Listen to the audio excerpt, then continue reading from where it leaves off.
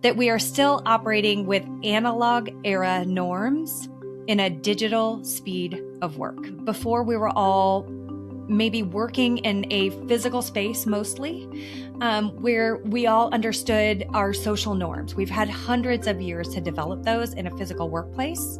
Treat others the way you want to be treated, right? And that's what they're doing. Good leaders in their mind direct. But McCrindle and his team go across generations. For Gen X, good leaders coordinate. For millennials, good leaders guide. And you get down to Gen Z. And Gen Z's definition of a good leader is good leaders empower. Welcome everyone to Boomerang's podcast on creativity.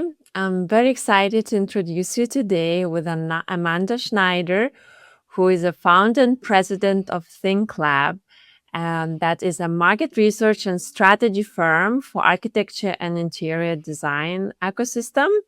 And she's a best-selling author of the recently published book, Work for What's Next, and a host of Designers Anonymous podcast, which is rated in the top 1% podcasts. So welcome, Amanda. We are very excited to have you with us today. Thank you. I'm very excited to be here. So the recent book that you've published, which of course I read and marked a lot of things and really loved it, kind of summarizes and paints a beautiful picture of how work is changing and gives a very great comparison with what has the older generation expected out of work and what is the young generation, the Gen Z, expecting the work to be, how the values are changing and so forth. So for all of those who haven't read your book and haven't yet familiarized with your views, can we just kind of summarize of how you see the work is changing, sort of what are those old rules and the new rules of work? Absolutely. So I think that when we talk about generational research, we often get frustrated because I think most generational research implies that older generations have to give something up so that younger generations can get what they want.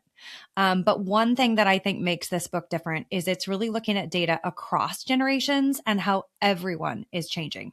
So Gen Z is definitely the most extreme. I think we can learn a lot by looking at them.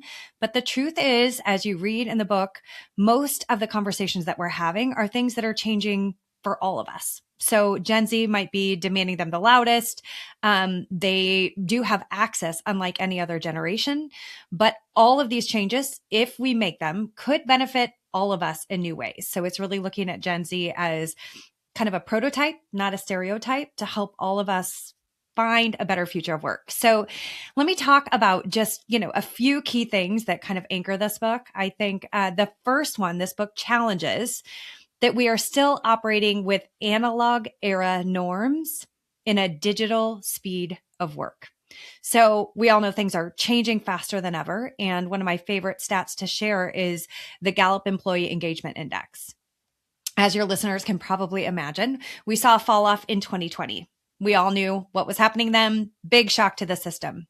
But what most people don't know is there's actually been 2 years of subsequent declines that are almost equal to that 2020 shock, when our world has not seen anything quite that dramatic since. So what's happening there?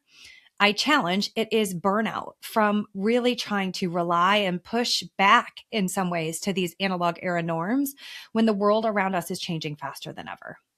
So, I would say the second piece that the book really pushes is that, before we had this shared context, before we were all maybe working in a physical space mostly, where we all understood our social norms. We've had hundreds of years to develop those in a physical workplace. But as we are now connecting in a digital way more than ever across geographies, even if you're back in your office 5 days a week, chances are you're dealing with other offices or dealing with clients that are not necessarily in your shared office, now across more digital channels than ever. So as this shift happens, it's kind of like we're all in the same storm, but we're not in the same boat. So lacking that shared context means we have to really question some of these norms. And I'll say that's kind of the final piece. If I just had to pick three, is one of the things we talk a lot about is name it to tame it. what that means is we used to not have to think about it. These were just, as one podcast interviewee on my podcast said, we just kind of learned these dance steps by osmosis. We can't necessarily do that today. So what a lot of the book challenges is really looking at stating what our norms are.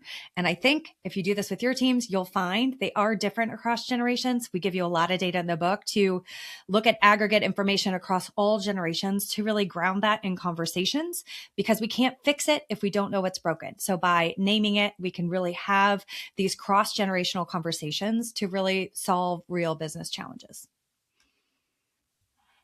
Yes, very interesting, right?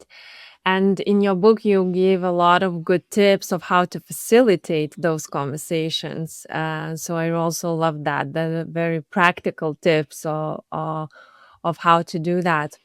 I loved also your concept that you talked about in the book of selfhood. Can you share more on that and where it came from? Yeah, the term that we used was intentional selfhood. So, funny story, we actually started with the word narcissist story. I originally got that from a wonderful woman named Hannah Grady Williams, who wrote a book called Unlocking Gen Z. She was on the Design Nerds Anonymous podcast, one of our most popular episodes. And she talks about Gen Z's narcissist story, meaning they're a little bit narcissistic. So what I did was kind of borrow from that conversation. So chapter 3 in the book is invites you to step into your own narcissist story. And it sounds bad. I think people really had a negative reaction to the word narcissistic. So we ended up changing it to your era of intentional selfhood. But the premise is the same. What it invites is most people have never had the chance to think about when or where they work best. This is why we get frustrated with Gen Z, because they kind of feel like they're demanding things maybe louder than previous Yeah. generations, but they have We're access to angry information. because of that. Say that again. We are angry, right, in a way, because they seek things that sometimes we suppressed, right? And we said, well, let's just accept the norm. But Gen Z breaks that. Mm-hmm. That frustrates some people. Exactly. And there's an amazing quote from a Gen X pre-reader of the book that actually ended up being included in the book, where she talks about her frustration, and I abbreviated the whole text conversation. But in the end, she's like, when I really get past the anger, I'm frustrated because they seem to prioritize work-life balance in ways that I felt like I never could. I didn't get to question these things. So what that chapter 3, that era of intentional selfhood, encourages the reader to do is not just accept that I work 8 to 5 because that's what you do. You get a key card when you get a job. I think that's how my generation, I am a Gen Xer. That's how we were taught to think, and you just didn't question it. And again, back to those analog era norms, at that time, we did have to work those specific hours. And a lot of that is because the work culture was built on assembly lines where you had to physically be in one place. So as we move to this digital speed era where optimizing efficiency and doing more with less seems to be the message that we're getting from all angles, really, how do you pause and take a moment to think about when and where you work best? Most of us have never had the chance to do that. But for me, I am a wicked early riser, and I can do 2 hours of work in about an hour. If I start at 4 or 5 a.m., I put in my binaural beats and I just rock it. If you ask me to do that same level, that same speed, that same cognitive load at 8 p.m., I physically couldn't do it. So this era of intentional selfhood is inviting all of us to really think about when and where we work best. Data actually shows more people care about when they work than where they work. Yet a lot of our conversation is still really locked into this RTO debate, or debating on where you work. Is it work from home, or is it RTO, return to office, that's going to take shape? So what I challenge in the book is each individual to think about when and where they work best. Because even if you think about the architects and designers trying to design these spaces, until we get on the other side of some of these, cultural shifts about this when mattering more than where, they can't design better until we really understand what better looks like.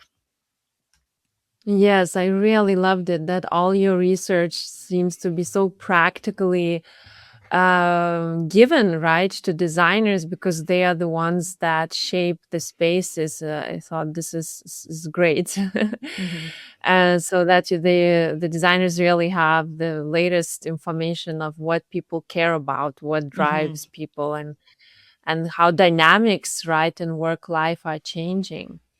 Yeah, So and one, just to, if I can add to that. So, I started this company. I founded it, I scaled it, and I sold it to Sandow. Sandow is the parent company to Interior Design Magazine, Metropolis Magazine, Design Milk. I'm sure lots of media publications that your listeners probably avidly read. And now as the research division, our job is to leverage their reach to all these creatives, understand where their challenges are to kind of help the whole industry stay ahead. So we also do all of the work on the interior design giants of design. So that's like the Fortune 500, but it's specifically for interiors firms. You can find that on Interior Design Magazine's website. But there's a lot of really great insights about the future of work, even in that data. For example, that corporate workplace category is down almost 20% since pre pandemic. That doesn't mean the workplace is less valuable. It does mean that people are hesitating on their spend. We're seeing things like flight to quality with people spending more money on better spaces, but not necessarily taking on more. So the whole industry right now is really kind of in this state of purgatory, trying to figure out, what's going to be next. And, a lot of executives are trying to figure out how to invest. I would say, ironically, as we're freed up from a set work location, it puts more pressure on that work location to perform. So anything that we can do to really enable these architects and these designers to do this valuable work on these places where we spend so much of our day is really, really time well spent. thank you so much for watching. I wanted to remind you that we also publish Design Rewinds, which are bite-sized stories exploring ideas and people that have shaped the design. So we go back into history and pull the most interesting ideas that have shaped design around the world and present you everything in a very easy to digest format in both audio and written. I hope you'll consider this, and if so, I'll see you inside. For any organization, whether it's a creative organization like a design studio, architecture studio, or even a tech firm, right? Creativity and innovation is probably one of the top priorities, right? How do you enable that so people can contribute in the best way and really take ownership of the results? And in the book, I will quote it. You write about curiosity, right? That curiosity isn't a side project; it's the fuel of innovation. The organizations that thrive will be those that clear calendar clutter and channel the reclaimed time into exploring ideas. When done well, this transforms curiosity into business impact. So I really loved it because sometimes and organizations really think that, oh, curiosity is like, it's good to have, but do it after work. Mm-hmm. um, Mm-hmm. so how do you see how can organizations nurture curiosity um, in teams, in on the leadership level, right? So that people really stay genuinely curious because that's what fuels innovation. Mm-hmm. Well, I think that it's easy to think that digital is our problem. And actually, we heard that from a lot of firms, that's architecture and design firms that participated in our research. Things like, it's access to Pinterest and access to all these digital tools who are really affecting our creativity. We're starting to see this sea of sameness. We're starting to see things look less creative. And this is where our research got really interesting because these young Gen Zers, again, not afraid to stand up, said, the time is not digital. I would certainly rather travel to Milan than look at a Pinterest board, but time doesn't allow. So the issue isn't digital. That's a good thing. The issue is a time drought. And so the number one thing I would recommend to any manager trying to keep creativity in their organization is really protect your time. That means, removing anything that's suffocating creativity. Some of our data says that meetings have 3x'd since the pandemic. 3x since 2020. I think a lot of leaders have, tried to recreate togetherness by forcing everyone back into synchronous meetings where they're face to face and they're together. Sometimes that's the right tool, but most organizations are underprepared on really exploring this synchronous and asynchronous balance, right? And that means, synchronous is something we're maybe breathing the same air, maybe over Zoom, but we're doing it at the same time, just like this podcast interview. Asynchronous means something like I'm in a document and I'm going to put my comments in and I'm going to send it to you and you're going to comment when you're available and kind of get back to us. Because I think as we look at what's happening in our culture, how are you doing? The number one response, busy. I'm so busy. It's almost become a badge of honor. But the downside of that, and I would say we were so excited about hybrid work because we can work anytime, anywhere, but now we're working all the time and everywhere. Now we're in so many meetings throughout the day that I have to do my real work at night after the kids go to bed or, somehow after traditional work hours. And back to that burnout and the Gallup, I don't think that's sustainable. It certainly is not, helping creativity. So the number one thing I would say is protect your time, protect that in-person and focus time, and look at really how to balance that synchronous and asynchronous time on your team to make sure that people have this brain space for creativity. Right. And especially right now with AI, it's possible really to automate a lot of admin work, right? And free up the time that you can really then start imagining new things, right? And I think that that's, this AI boom is only going to accelerate this, right? I think AI is giving us an illusion of productivity and sometimes it helps. And sometimes, you take so long trying to get the AI to work that you could have just done the thing on your own.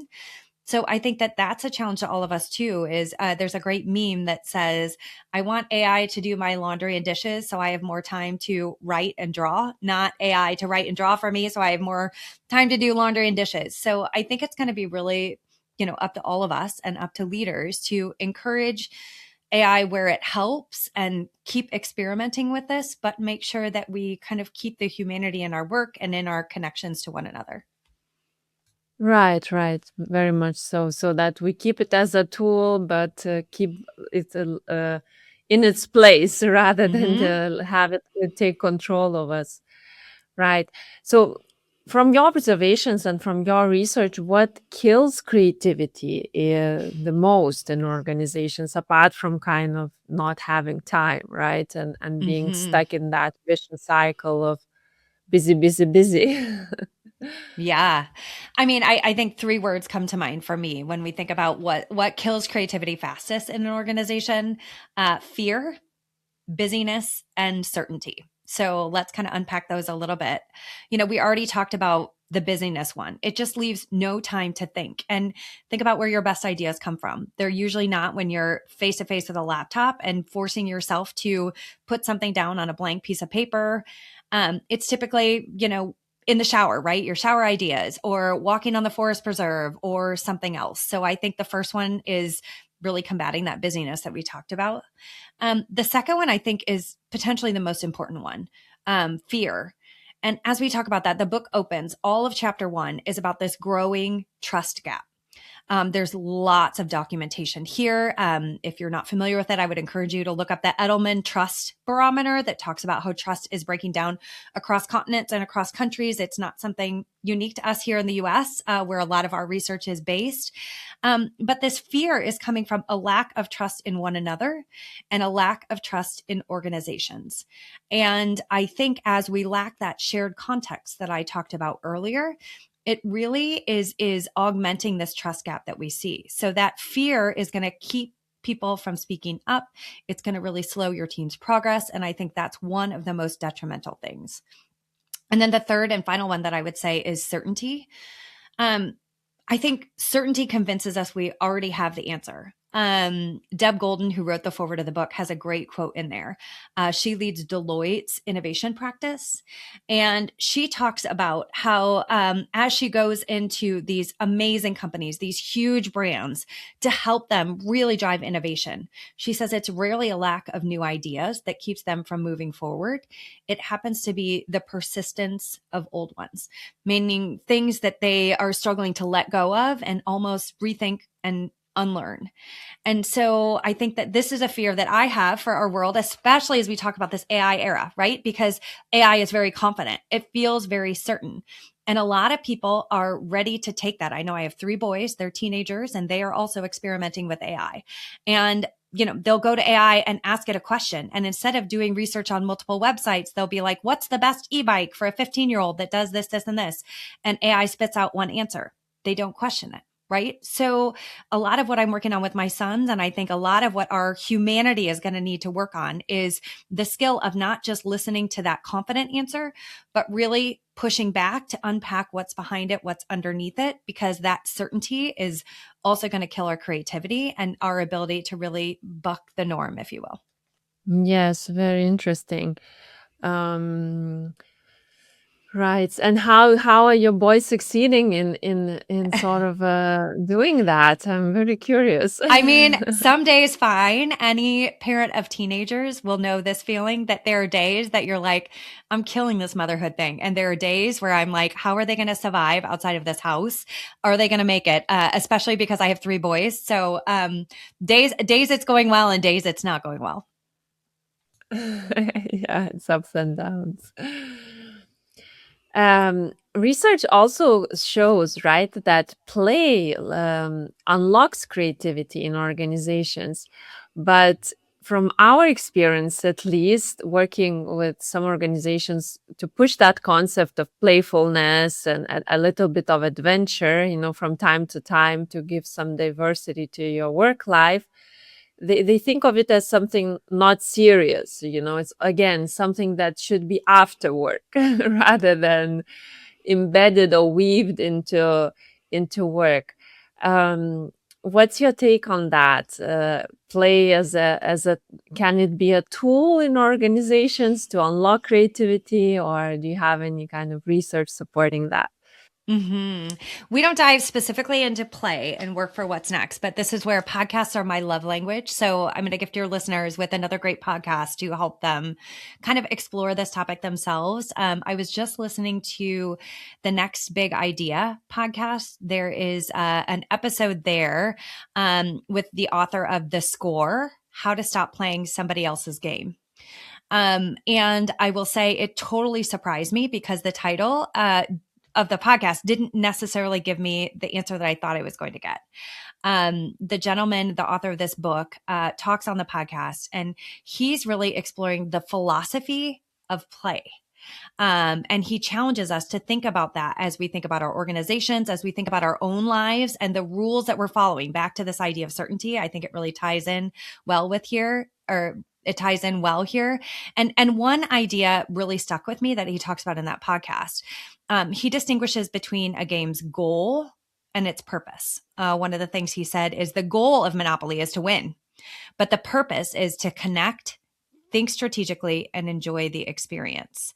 And I think organizations often make the same mistake. I think too many organizations, especially today at this pace of change that's only going to be accelerated by AI, are accidentally optimizing creativity away.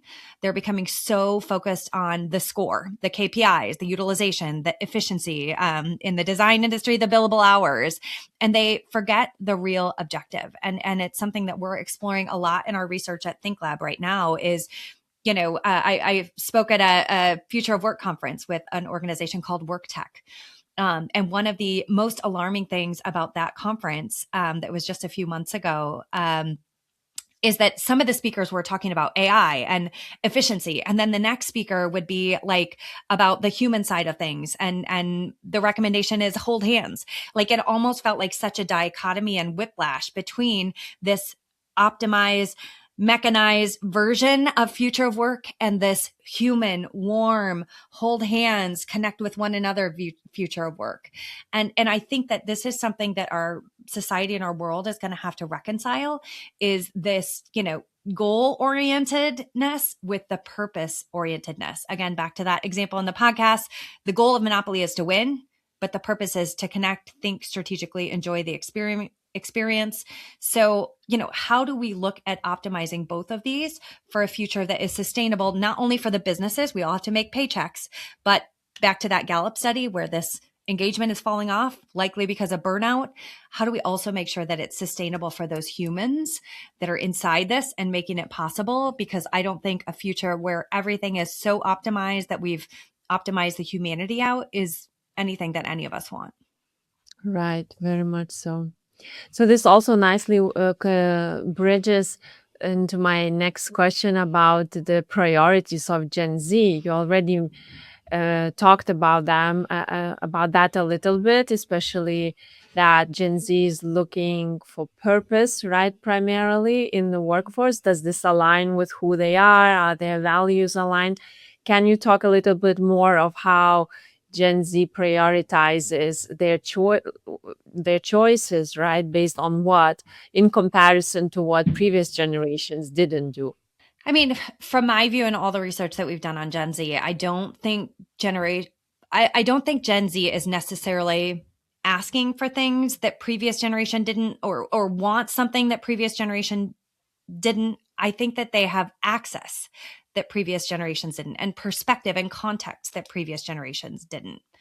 They have grown up with social media, a computer in their hand, literally from the time they were born, and can, touch an iPad to navigate this world. So they have so much more exposure than any of the rest of us did. And I think that that's really affecting, how they look at this world. There's a really interesting story in the book where we talk about freshman orientation at Wake Forest College. And Wake Forest has been measuring how many incoming freshmen feel that they are destined for the C-suite since about the 1950s. It's been around 25%. But somewhere around 2020, again, when this big shock to our system happened, that number jumped up to about 2/3 of them now say, hey, that's me. I'm destined for the C-suite, right?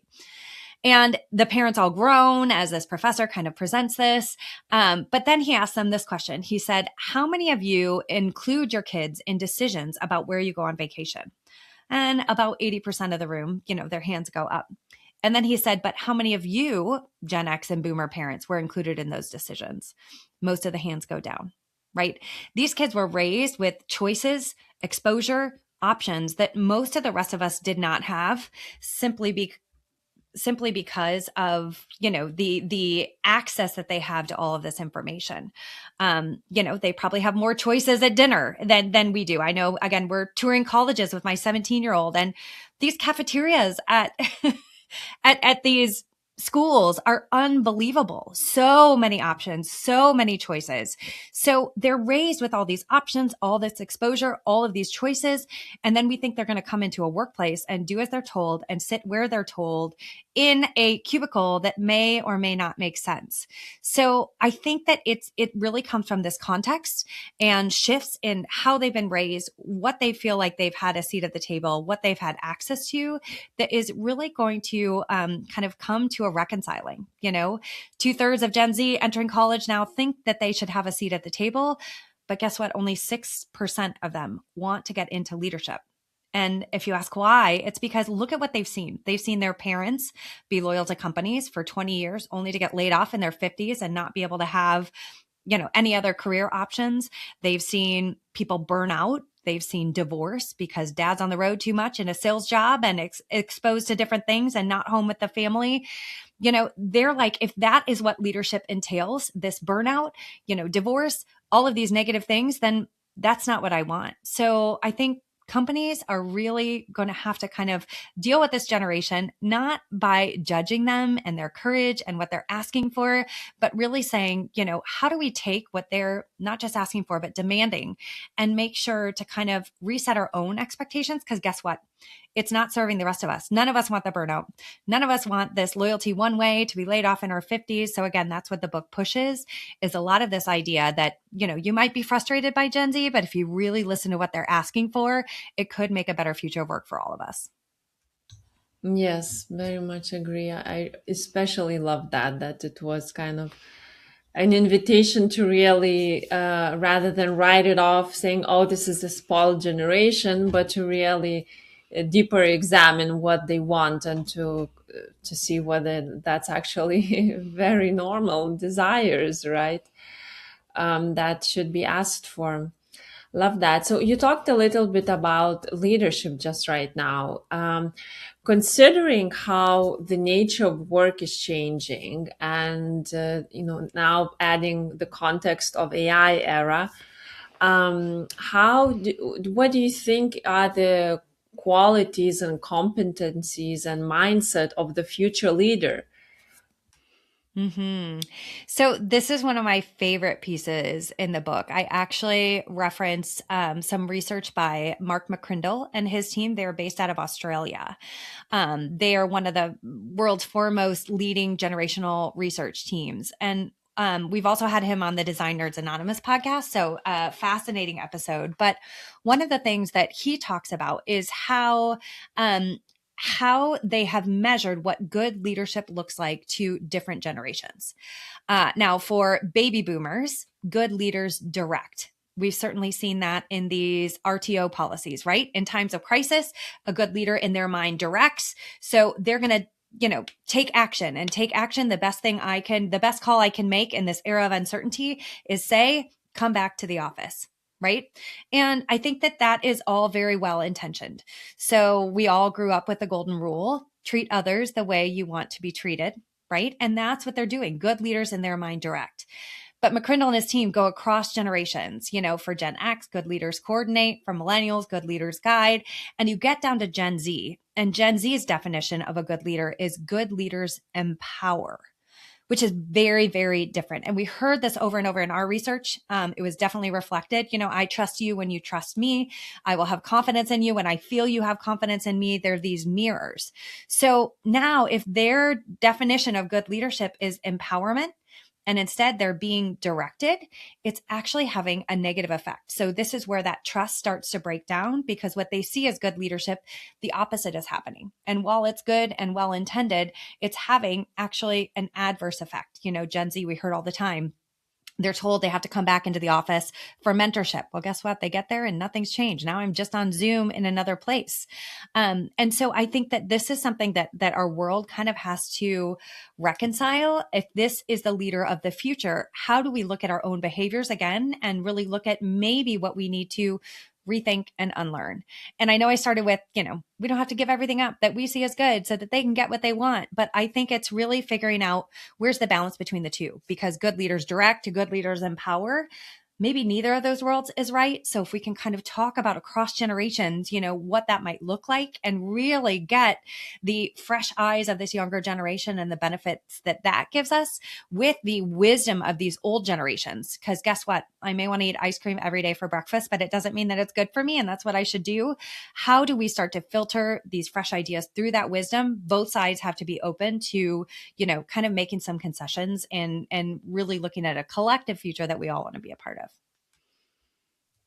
Right. Very interesting.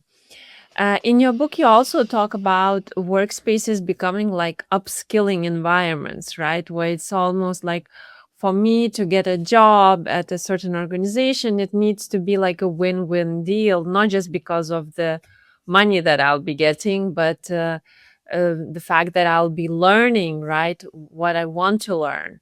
And I remember you also mentioned the fact of like, or organizations giving even younger people kind of a space, opportunities to build their personal brands while they're within organizations.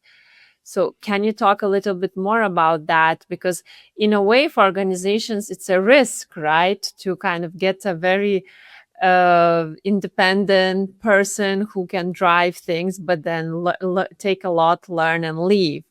So that's the shift in how things are changing, right? So it's not like a career for until the end of my life, but it's like a 2-3 years gig or drive, right? That then I will move on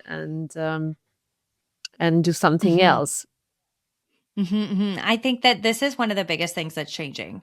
Um, I think Gen Z is often seen as lacking loyalty. I think that's one of the common complaints I get about that generation, and it could be measured as true if you look at the data. So a career builder survey suggests that the average tenure for a Gen Zer is 2 years and 3 months.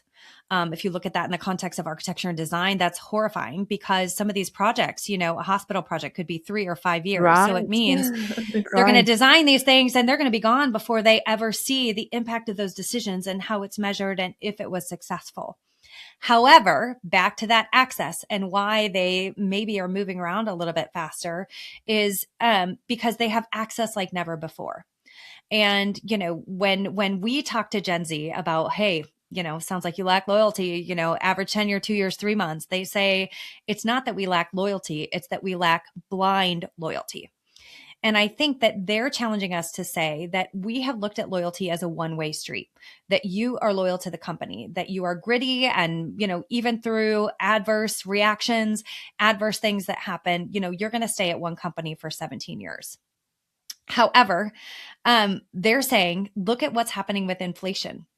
Inflation is going up at a faster rate than, these cost of living raises that you're giving me. And at the same time, I'm getting pinged on LinkedIn with a 10% raise, like at least once a week, because my generation and these entry level workers are in demand. So this is not a lack of loyalty. It is a lack of blind loyalty because these systems that you're, again, analog era norms are not necessarily making sense.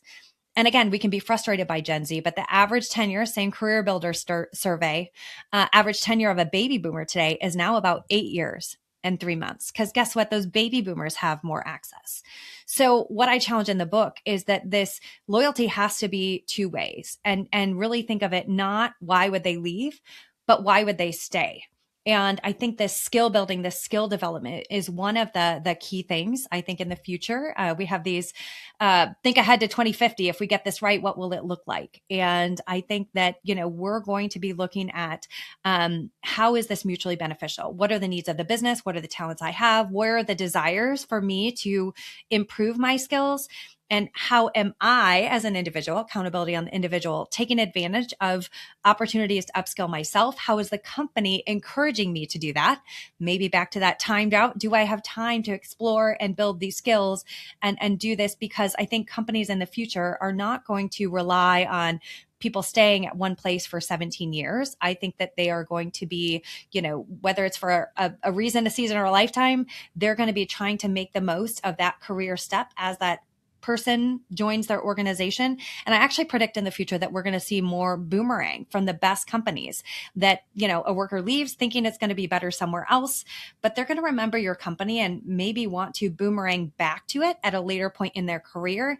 If you treat them right, you upskill them, you connect them with their manager, you make them feel that sense of belonging, that to me is going to outweigh any paycheck in terms of, what these next generations are looking for.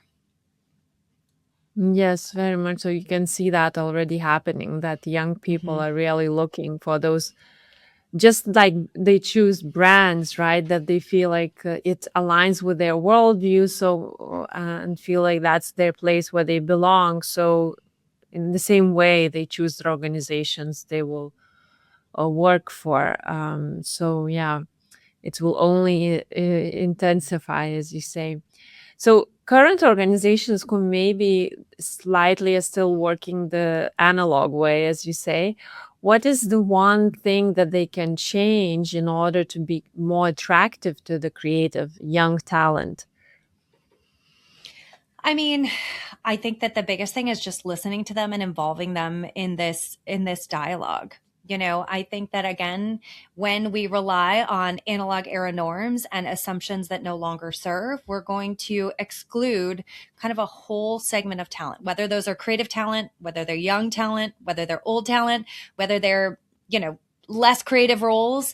I think that we really have to look at who is not the workforce that I have today, but who is the workforce I want to attract tomorrow, and really make sure that those folks have a seat at the table in a way that we're not just patronizing them, but we're actually able to include their feedback and incorporate it into our business. And chapter 5 of the book explores something called shadow boards and really different approaches to inviting people that generally are the furthest from a seat at the table, that may be your future talent pool and whatever that looks like for you, and how to make sure that you're staying in touch with them. The core example is the one that I talk about in my TED Talk. That is Gucci's shadow board. So in Gucci's story, they recognized that their sales were declining as their core demographic was aging. So they put in place this next gen shadow board. And it wasn't putting Gen Z or millennials in the corner office at the time. It was really getting that fresh perspective and advising senior leadership as that filter to say, what do we need to do to understand our next gen consumer, right? This next gen consumer that they wanted to attract. And the result of that shadow board was 136% sales growth during the same time period that their closest competitor declined 11.5%. So in the book, we kind of take on that story. We tell our own ThinkLab story about how we're doing this in our industry and suggest some ways that companies can really make sure that they're getting their future employees, their future constituents, whether they're creative or not, to the table to make sure that they have a voice in shaping a future that they want to be a part of. Right. Very, very interesting. This is like such a practical way of doing personas and diving into getting into the shoes of your target audience. So love that. And I think that, people are often looking for some dramatic change. I like to say that in our culture, That's a good everyone one. Yeah.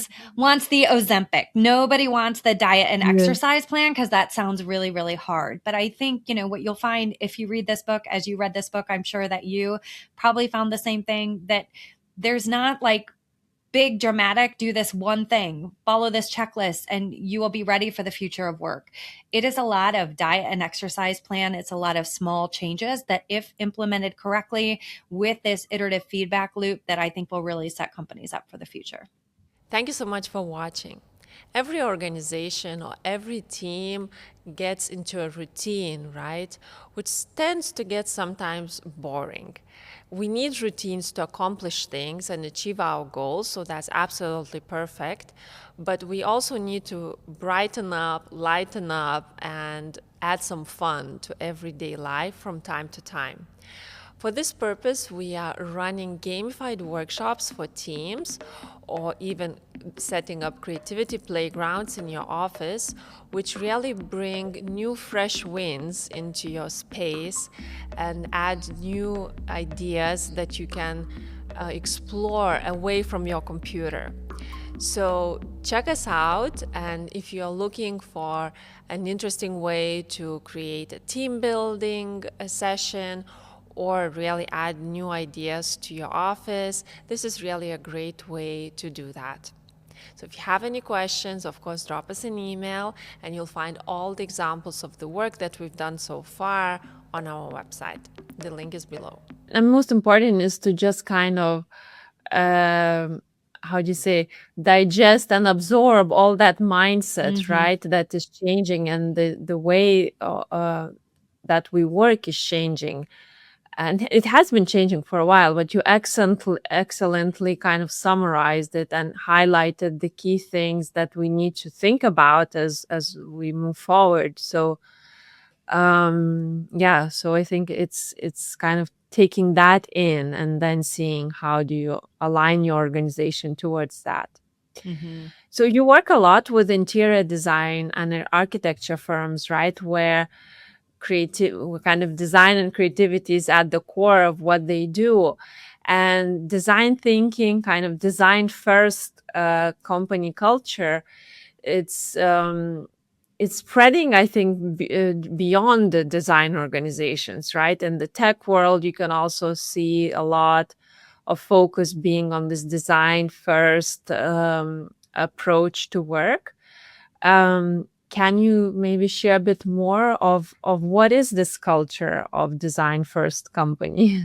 Yeah, I mean, our work exists at the intersection of product design. So we work primarily on behalf of product based companies and interior design and architecture, which you would think was a more cohesive connection. But there's actually just a lot of opportunities for connection there. But either way, all of these are creative organizations. And I think that one reason I love to work in this industry, whether we're talking about the product side or the interior design and architecture side, is that they're not just designing the future of work, they're really experiencing it first. So they are fighting through their own struggles of navigating hybrid collaboration in a whole industry that has been built on apprenticeship models and watch me and then do. They're navigating through AI and all of the ethical challenges in a creative field of, what is okay to use AI for and what is not. How do we do creative work faster without losing that creativity? There's more stakeholder voices, and clients' expectations, especially in this Amazon era, are rising every day. So they're not just designing workplaces, they are living in this environment of having to figure it out as they're advising their clients on what to do. So I think that, what's exciting about that is these firms and these product side organizations have an opportunity to do more than just design this work for their clients. They are, they have an experience, or they have an opportunity to really model it themselves. And I think that is exciting, especially for all of these creatives in our midst that like to solve these really complex, hairy challenges. It's also really, really overwhelming at the pace of change right now. So I think, I position in the book, this is why this is such an important audience to listen to as we talk about the future of work, because they're not just designing for it, they're living it themselves. Yes, exactly.